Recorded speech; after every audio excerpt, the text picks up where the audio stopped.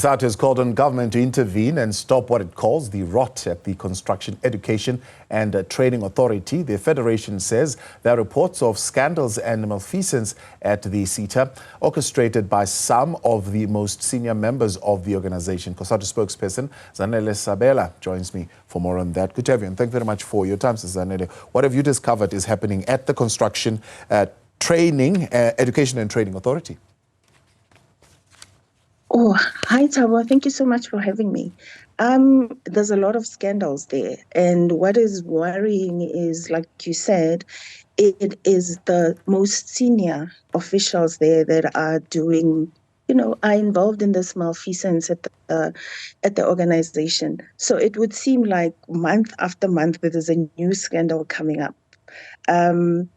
I think the height of it was when we found out that the CEO, because he was facing allegations of interfering in supply chain management processes, that he then decided to distract the board by taking them on a, almost month-long holiday. Basically, it was a holiday, but then it was disguised as a study tour, and they were going to go to 5 countries, and each of them, for this wonderful trip they're about to take, each of them would get on top of that $250,000 as pocket money to just go enjoy themselves.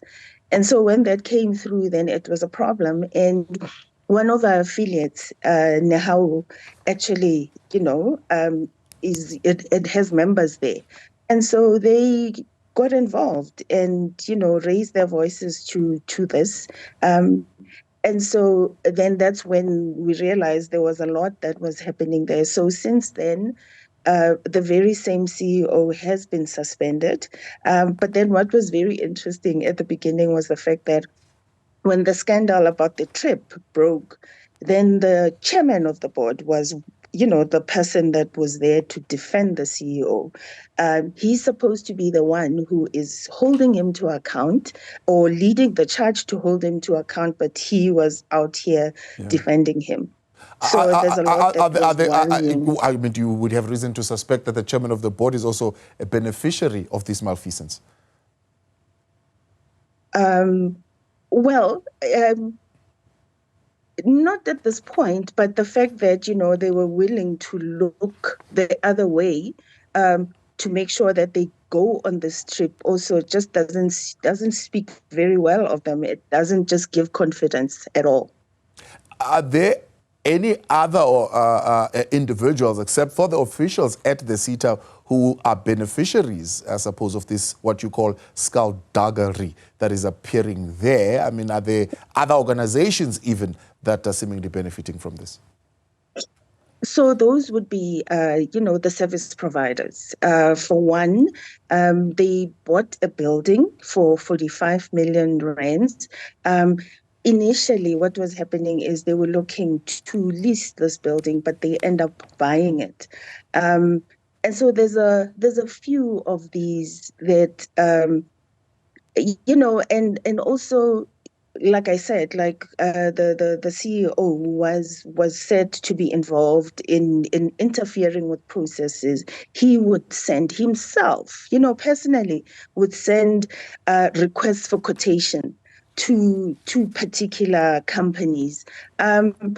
I don't know if you've ever had that the CEO himself, over the December period would be sending out requests for quotation when he actually has a whole unit that's supposed to do that. And when he was warned that he shouldn't, by the head of the supply chain management, that he shouldn't be doing that because that's improper behavior, he didn't want to. He just wanted to do things all by himself. And obviously, the companies he chose, the ones that he would send these, requests for quotation for, were the ones that he preferred because, we could just assume that he had prior dealings with them, or there would be some underhanded dealings that we don't necessarily know the nature of. Yeah. So you're saying the intervention by the Deputy Minister of Higher Education, Mimi Gondwe, to cancel this latest round of training, where she's saying, well, as far as I'm concerned, you're just sending yourselves on an overseas junket, is a tad bit late when the rot has already been going on there for a while. There is a lot that's been going on for a while. And we are calling for this particular CETA to be put into administration, which is really really peculiar because they were under administration, and the CEO, Mr. Malusi Shezi, was the one who was supposed to come in there and clean it up. And so to have someone walk in and actually just start off on his own barrage of scandal is really quite shocking, to say the least. He says these are unfounded rumors. It appears that the claims before the committee, Portfolio Committee on Higher Education and Training, is outrageous and are based on unfounded rumors. Well, I suppose that's what he would say. I mean, you don't know of any single person who, when they are accused, they will say, yes, no, I am guilty. People often say this, and we've seen it time and again, that people will deny it, and people will say, I will sue you for defamation. But then when it comes down to it, when it has been investigated and the proof is there, then you never get to hear about that anymore. So, yeah, apparently the portfolio committee was left fuming because he came in and he said that, but he was suspended. And so there is a lot that's happening there, and we are also asking for the president to actually make sure that the SIU gets in there and finds out what's been happening. And that's the only way that we can uncover the real things that have been happening there. It's a really important,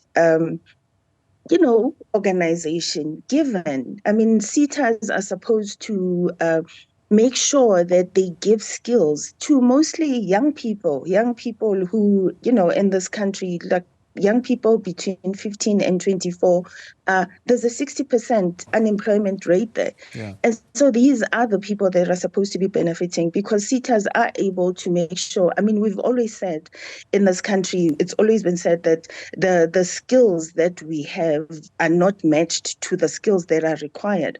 So this is the gap that CETAs are supposed to fill. They're supposed to make sure that the relevant skills are given to the relevant people so that that industry, that sector can actually thrive. And there is a lot actually happening in the sector, given the construction mafia and all of that.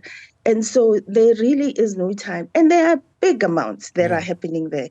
To say that 8 people should get $500,000 each, that's a lot of money. It means there is money there, but it's just not being used for the purpose for which it is meant. So this is a 2022-2023 audit, which means it's prior to the Government of National Unity, and the Minister of Higher Education then would have been your what do you call it, alliance partner? Have you ever raised these issues that are coming from your affiliate with your alliance partner? Say again, are we? I'm saying, have you raised these issues with your alliance partner that your affiliates have raised with you around what is happening at that CETA? Not necessarily. As you know, he's now moved on to another portfolio. But the proof will be there. The documentary proof will be there. And so that's why we need the SIU to go in there and uncover what's been happening. And so then we can't just go up to a person and say, these are the allegations. There needs to be proof. So it seems the recommendations of the Portfolio Committee go even further than just the suspension of the CEO. They are also recommending that the DG responsible should also face the consequences. What would be the role of the DG in this matter? The role of the DG at the CETA?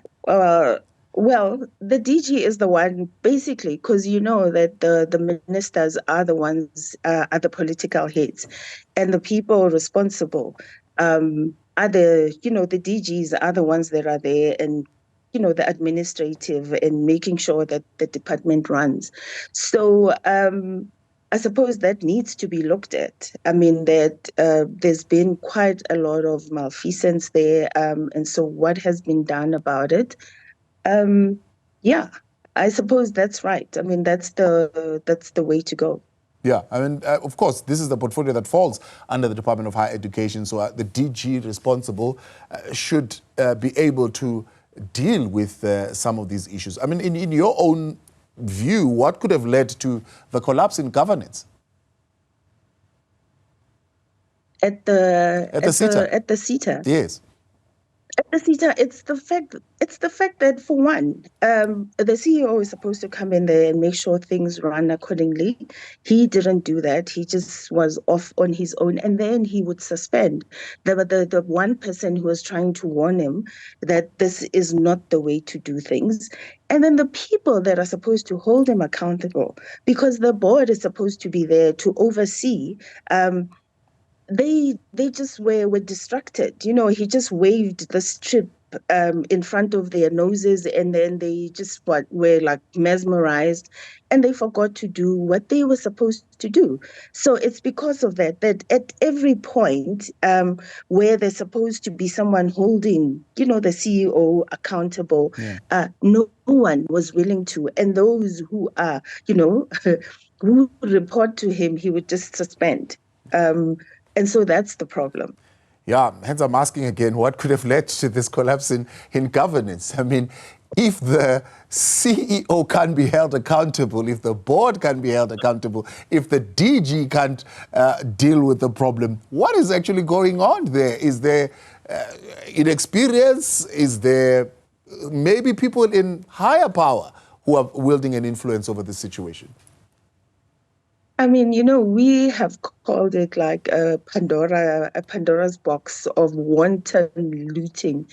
And it's not just them. You know that there's been a lot of that. I think it's actually quite shocking when you think about it. Every now and again, you hear about it and you just wonder, how did we get here? How did we get to the point where everything now is about looting? People have forgotten why they are in the positions that they're in. And so we are all hoping that we are seeing the last of these things as they get uncovered. People will be investigated, people will be held accountable, the monies will be recovered, people will end up in jail so that we can move on, because it just seems like I don't know, it became a culture that people just loot, people just get in there to loot. People don't even try to do what they're supposed to do. And so it became this culture that we're hoping slowly, we're starting to see signs that people are being held accountable. And the NPA must do its job. All those, everything that we've seen, we need to start to see people being held accountable. Zanele, I appreciate your time. Thank you very much for coming on.